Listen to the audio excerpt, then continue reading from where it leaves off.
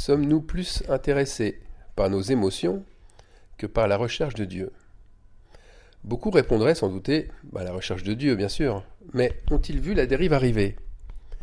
Lors de mon message précédent, je vous disais comment des maladies peuvent passer par la porte arrière de nos assemblées. Comment l'idolâtrie, par exemple, elle s'y prend pour nous contaminer. Il est très important de prendre conscience de sa propre fragilité pour que la puissance de Dieu puisse pleinement s'exprimer. Or, l'auto-hypnose, c'est une réalité chez de plus en plus de croyants, et elle fragilise. Elle nous fragilise parce qu'elle s'est immiscée dans nos pratiques, nos prières, nos louanges, et cela de manière très sournoise.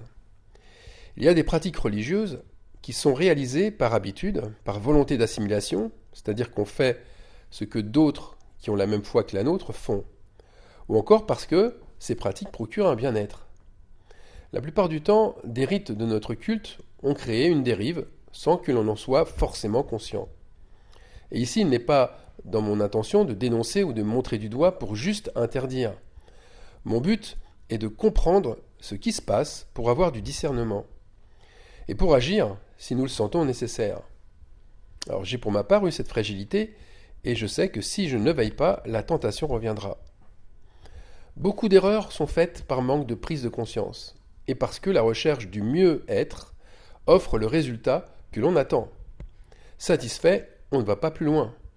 Puisqu'on se sent mieux, alors pourquoi s'interdire ou freiner une pratique qui nous fait sentir plus libres et nous soulage de nos souffrances du moment? Un chrétien, comme tout croyant d'ailleurs, il s'attend naturellement à ce que sa louange lui procure un sentiment de satisfaction. Et là, bien sûr, il n'y a rien de mal. Une émotion qui naît de la louange, c'est un bienfait. Mais le mal est souvent très sournois. Il s'insinue subtilement dans nos pratiques et il prend l'aspect d'un ange. Alors, on peut s'auto-hypnotiser sans s'en rendre compte simplement parce que vivre la situation procure une satisfaction angélique. Nous nous sentons environnés par des puissances positives, comme si nous étions entourés d'anges. Alors oui, il peut y avoir une manipulation mentale, mais c'est une auto-manipulation. Personne ne vient nous forcer de l'extérieur. C'est toujours de notre plein gré que nous nous laissons aller. Et c'est le sentiment de bien-être qui nous manipule et qui nous pousse malgré nous à vouloir renouveler l'expérience. Nous sommes des êtres humains, c'est-à-dire que nous avons inconsciemment associé le plaisir avec le bien et la souffrance avec le mal. Nos sens parlent alors et nous manipulent surtout quand nous sommes dans l'attente et quand nous sommes à la recherche d'un mieux-être. Je vous avais dit, c'est au moment où nous sommes victorieux, au moment où nous sommes guéris, que nous sommes les plus vulnérables. L'auto-hypnose nous amène faussement à nous sentir victorieux. Alors qu'est-ce que c'est que l'auto-hypnose? Eh bien, c'est un état naturel qui est proche du rêve ou de la méditation, où l'attention se focalise sur une idée, un geste ou une sensation. On le fait dans le but de renforcer la confiance en soi, de mieux gérer son stress et son anxiété. Et ce but rejoint parfaitement celui du croyant qui vient dans une assemblée avec l'attente que son stress va disparaître ou que son anxiété va le quitter. Et cette attente est louable, sauf que les moyens pour y parvenir ressemblent à une technique psychologique. C'est ainsi qu'on appellera parfois miracle un acte d'auto-hypnose que l'on s'est imposé soi-même sans s'en rendre compte. Alors pour entrer en hypnose, la porte s'ouvre si primo, vous êtes dans un état émotionnel positif, et si deuxio, vous vous attendez à un événement qui aura un effet sur vous. En hypnose, l'attente du résultat est capitale. On s'attend à recevoir ou à ressentir la présence ou la paix. Et cette attente n'a rien à voir avec la foi. Alors, comment s'auto-hypnotiser? Les hypnotiseurs l'expliquent sans le cacher. D'abord en fixant un point ou en fermant les yeux. L'idée est de réduire les stimulations extérieures pour faciliter la concentration.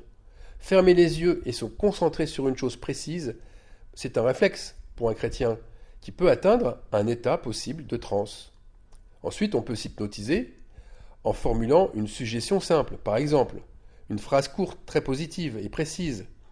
Elle peut être formulée par un orateur aussi, s'il dit par exemple « lâchez prise »,« recevez la paix »,« sentez la guérison vous parcourir ». Et si vous êtes en accord avec ce qu'il dit, avec ces mots « paix »,« guérison »,« sentir »,« laisser aller », eh bien ces mots deviennent vos vérités. Et vous ouvrez vous-même alors la porte à l'hypnose. C'est la même chose si vous priez en vous-même que la paix du Saint-Esprit me remplisse entièrement. Ou encore, Jésus, je veux ton Saint-Esprit, oh viens me oindre. Encore des mots clés, faciles à répéter et qui évoquent une délivrance. C'est une forme d'autosuggestion.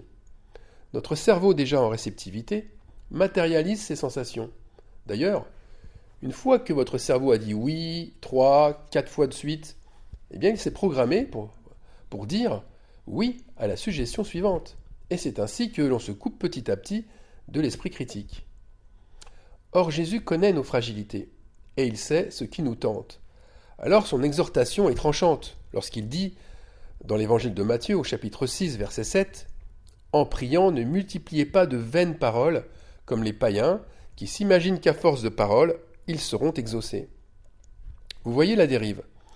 Elle arrive subtilement. Ce n'est pas la multiplication des prières qui est nocive. Ce sont des paroles répétées, des redites, formulées dans un état d'attente émotionnelle, parce que cela ouvre la porte à cette technique psychologique qui nous fait croire à l'exaucement. Voilà la première dérive de l'auto-hypnose, un mensonge que l'on ingère soi-même. On se croit exaucé. Par conséquent, les dérives ne viennent pas de la louange en elle-même, mais les dérives proviennent des moyens et des croyances que l'on se donne en louant. À quel moment parle-t-on de dérive mystique ? Eh bien, lorsque l'émotion est confondue systématiquement avec la présence de Dieu. Lorsque la recherche d'un état devient plus importante que la recherche de Dieu. Lorsque la musique ou la répétition des paroles oriente nos réactions, par exemple vers des pleurs, des chutes, des cris. Lorsque la pression du groupe pousse à imiter ce que les autres vivent et font. Lorsque la louange désactive l'esprit critique, plutôt que de nourrir la foi. Enfin, lorsque les expériences émotionnelles sont ressenties comme des vérités, comme des preuves spirituelles obligatoires. Voilà les dérives mystiques. Et puis c'est pas fini, il y a aussi les fausses visions. Lors de moments de louange ou de prière, les yeux fermés, il n'est pas rare d'avoir des images mentales, comme des visions. Et là, la confusion peut survenir. Pourquoi ? Parce que c'est un moment qui est très favorable pour visualiser ses émotions. Par exemple, on se voit baigné dans une lumière chaude et sécurisante, parce que on s'attend à ressentir une paix intérieure. Ou alors on se voit courir dans un champ fleuri, parce que on s'attend à être guéri d'une infirmité. Ou on se voit flotter en apesanteur dans l'espace, parce que le poids de l'angoisse disparaît. Attention, je ne suis pas en train de vous sous-estimer les visions, mais nous devons discerner celles qui proviennent d'un état d'attente émotionnelle de celles qui arrivent sans que rien ne soit venu les provoquer. Et dans le deuxième cas, ça peut être le Saint-Esprit, la source. Alors c'est toujours la frontière entre la réalité, une réalité créée par nos émotions, et le réel qui est en jeu. Alors, passons à une autre question. Pourquoi est-il si facile de glisser vers ces pratiques lorsqu'on s'assemble entre croyants ? Pour plusieurs raisons. Parce que la volonté sincère de créer une atmosphère propice à la présence de Dieu est notre but. Parce qu'on est influencé par des modèles charismatiques connus. Par exemple, on est influencé par des temps de louange et de musique très longs, où l'on répète à l'unisson et à l'infini des mots simples. Par la volonté aussi d'être en harmonie, en symbiose les uns avec les autres. Cela pousse à rechercher un point de convergence dans nos émotions. Par exemple, après ce temps de louange, nous étions tous émus aux larmes, nous avions ressenti une communion forte entre nous. Alors certains diront, mais n'est-ce pas ici un témoin de l'union parfaite du Saint-Esprit ? Comme avoir un seul cœur, une seule âme ? Mais on pourrait dire, n'y a-t-il pas plutôt une confusion à partir d'une émotion qui a été provoquée ? Eh bien, il n'est pas rare de vouloir dynamiser l'assemblée. Or, rechercher un impact émotionnel collectif, cela risque fort de créer des dérives, parce qu'il y a encore une confusion entre émotions fortes et œuvre du Saint-Esprit. D'une manière générale, le manque de vigilance et de méconnaissance des mécanismes psychologiques qui sont en jeu, eh bien ça n'alerte pas sur la dérive des émotions. Alors attention, tous ces glissements ne sont pas toujours volontaires, mais notre volonté suffit à elle seule à débloquer toute situation. Si on veut, on peut tout arrêter. En plus, dans les milieux chrétiens, des prédicateurs connus mettent en garde contre toutes les dérives mystiques. Rechercher des expériences plutôt que la vérité. Ou ils mettent en garde contre la dérive émotionnelle, qui est la confusion entre les émotions et la spiritualité. Ils mettent en garde encore contre la dérive culturelle, qui est le fait d'importer des modèles du spectacle ou du show business, ou comme le dit John MacArthur, gaver les églises de divertissement. Mais malgré les mises en garde, eh bien les rites ne changent pas et les dérives continuent, voire elles s'amplifient. Alors que faire pour éviter ce piège de l'auto-hypnose ? Il faut savoir en premier que l'auto-hypnose ferme la porte du royaume, celle du jugement, cette porte qui nous permet de discerner, de voir nos manques et de changer. Eh bien, d'abord, nous devons favoriser, en tout premier, des réunions, mais avec une prise de conscience claire des choses de la foi. Nous devons favoriser la communion interactive entre les membres. Nous devons diminuer les moments d'adoration collective parce qu'elles n'entraînent que des pics émotionnels. Pour favoriser des prises de décision concrètes au sein du groupe et centraliser l'attention sur les besoins réels. Alors bien sûr, les chants et la musique, elles ont leur part de bénéfices.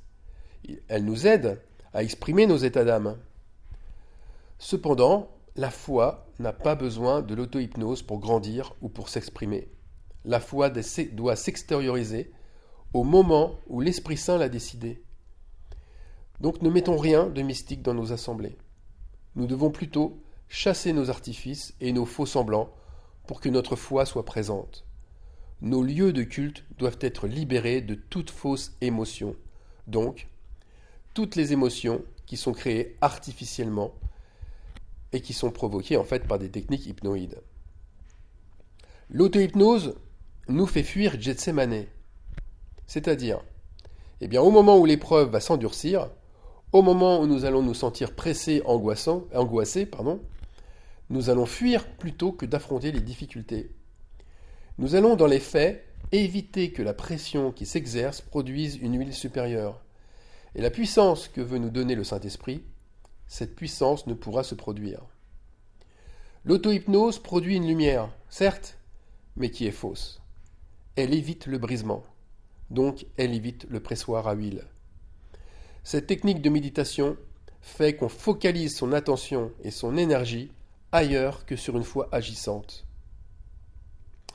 Je vous lis 1 Jean 2,15. N'aimez point le monde, ni les choses qui sont dans le monde. Si quelqu'un aime le monde, l'amour du Père n'est point en lui. Méditer ainsi, c'est une des zones grises dont je vous ai parlé récemment. Ces zones qui sont proches des ténèbres, qui nous font trébucher parce qu'elles nous éloignent de l'amour du Père. Alors chassons-les de nos vies, simplement parce que nous avons discerné qu'elles nous tiraient vers le bas. Chercher le royaume de Dieu, ça passe bien sûr par exprimer son état d'âme, par chercher à retrouver la paix et la joie. Mais n'oublions pas la priorité. Cette priorité qui est de pourvoir aux besoins de l'Assemblée et non de se satisfaire d'une grande émotion, aussi grande et spectaculaire soit-elle. Recevoir, cela demande auparavant de donner aux autres, de porter secours. Souvenons-nous que c'est le chemin que Dieu a prédestiné à toute délivrance. Donner aux autres. Alors faisons un holocauste, faisons un sacrifice de bonne odeur en brûlant toute forme d'auto-hypnose dans nos vies. Amen.